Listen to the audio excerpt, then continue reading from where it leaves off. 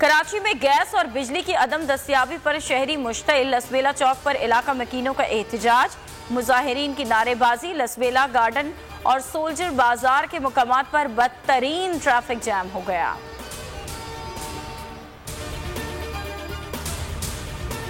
को चेयरमैन बोल, शोएब शेख के खिलाफ मनगढ़ंत, झूठा और बेबुनियाद केस। हुकूमत इंतकामी कार्रवाइयों पर उतर आई। रिश्वत देने के झूठे इल्जाम के पीछे असल हकायक वो ले आया अवाम के सामने। सिंध हाई कोर्ट की जानिब से 10 मार्च को एग्जैक्ट केस में बरियत का फैसला भी दे दिया गया, जो रिश्वत के इस इल्जाम को झूठा और बेबुनियाद साबित करने के लिए काफी है। सवाल ये उठता है, न रिश्वत लेने वाला न देने वाला मौजूद, तो फिर ये मुकदमा क्या है? गुज़िश्ता 5 सालों में न तो कोई गवाह पेश हुआ और न ही कोई सबूत सामने आया, जबकि कोई इंक्वायरी अमल में नहीं लाई गई। जब मुल्जिमान से कोई तहकीकात नहीं की गई, कुछ साबित नहीं हुआ, तो फिर ये मुकदमा क्या है? इससे कबल केस की इंक्वायरी कमेटी के सामने खुद जज कादिर मेमन ने रिश्वत के इल्जाम की तरदीद की थी और कमेटी को तहरीरी तौर पर आगाह भी किया था। इस झूठे और बेबुनियाद केस की कानूनन कोई हैसियत नहीं। सिंध हाई कोर्ट इस मुकदमे में शोएब शेख को बरी कर चुकी है, तो फिर इस नाम नेहाद इल्जाम की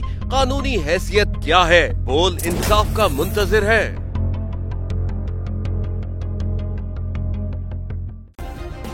सब्सक्राइब करें और बेल दबाएं ताकि कोई खबर रह न जाए।